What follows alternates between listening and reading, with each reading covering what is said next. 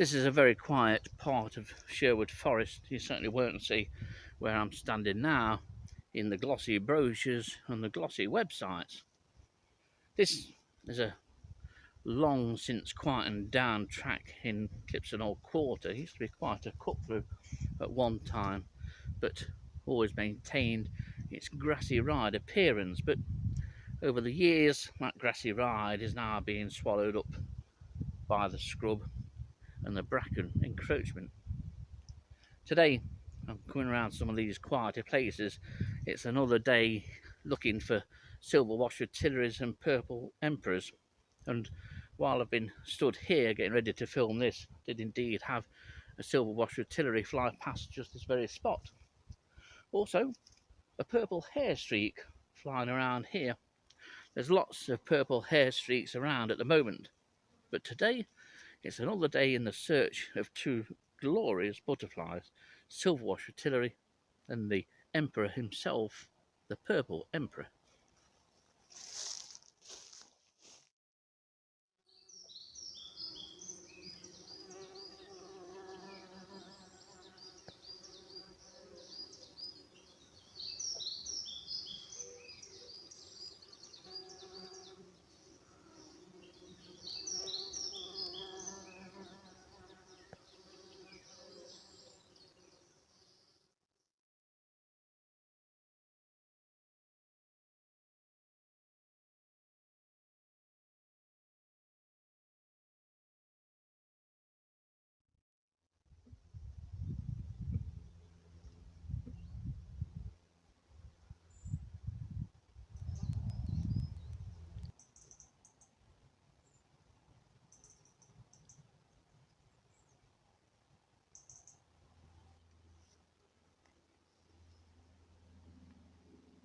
On a beautiful hot summer's day like today, there's no better place to rest up and have 5-10 minutes than in the shade of one of Sherwood's ancient oaks.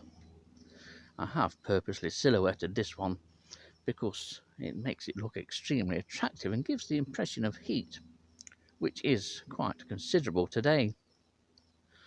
But if you visit Sherwood Forest, don't be disappointed by its relative small size. Many people arriving here think that the forest is a huge landscape. It's far from that. It's not that large an acreage.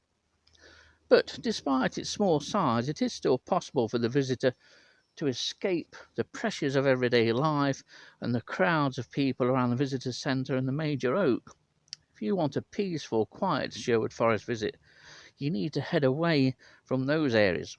Now, although not large enough as people might think, it does offer the chance for people to experience the sort of wilderness of the forest, even though you might be in quite a small area and sometimes not too far from people walking by. It is still possible to achieve that quiet, that peace and tranquility that we all crave for in today's day and age. It really is a lovely place to visit, but my recommendation would be to go to the quieter parts of Sherwood Forest. That's the real Sherwood.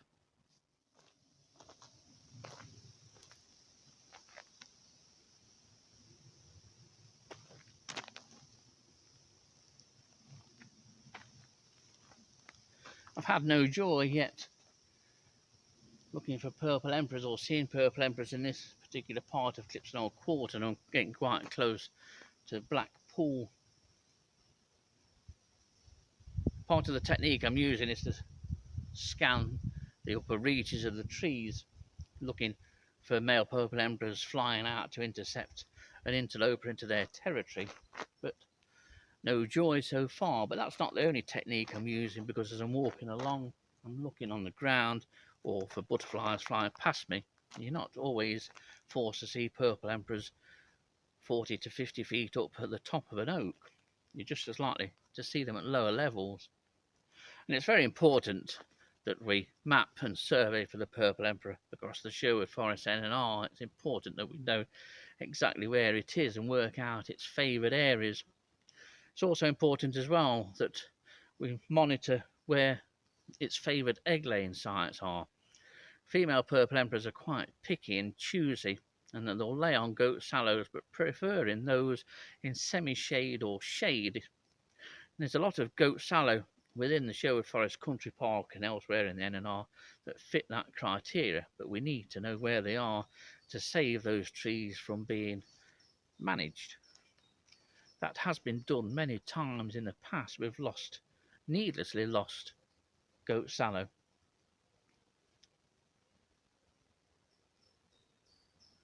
Time to try another area.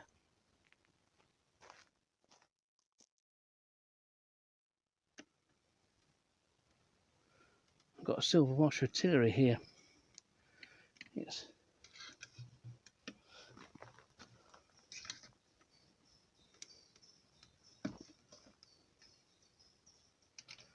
It's egg laying.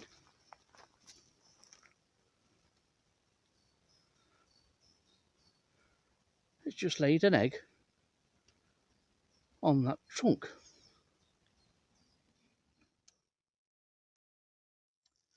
Now, that might not have been the best of footage. Pretty useless really, but the key thing is Silver-washed Fritillaries are indeed breeding here, because on this trunk here at the side of us somewhere, I've not been able to locate it, but there is a Silver-washed Fritillary egg. Now, when I first saw the female, first started filming it, it was walking in and around the leaf litter.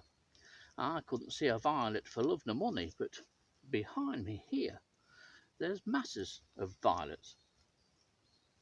It was only yesterday when I sort of poo-pooed the idea that they will lay on oak, and I thought they might lay closer to violets as well, but, you know, within the leaf litter, but very close. I mean, a newly hatched caterpillar has still got a lot to do to emerge on that trunk of the tree there, and the egg has been laid on the northern side, which is this sort of side as you look at it, in amongst moss. I will come back and see if we can find it, but there's no violet for about 5-6 feet in this way. It's a very haphazard method of laying. There's another oak here, and it's obviously going to be well worth looking for eggs on there. Be nice to see them, but it's nice to actually got footage of the female egg laying. Marvellous. Well, it's quite remarkable. It's been such a quiet couple of hours. I've hardly moved anywhere really, because I just couldn't get the previous couple of scenes right, so it's took me an age to get anywhere.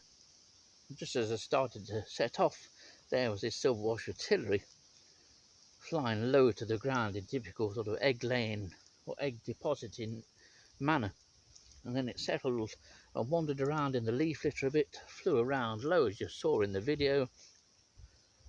Obviously knew that the violets were here, masses of them, then found this tree, went straight to it, plonked an egg on it. Brilliant. It's amazing. North side of the tree, and say the moss is dry because it is very dry. We really need some water soon because everything is starting to dry up. Some of these violets are struggling, but violets are tough old things.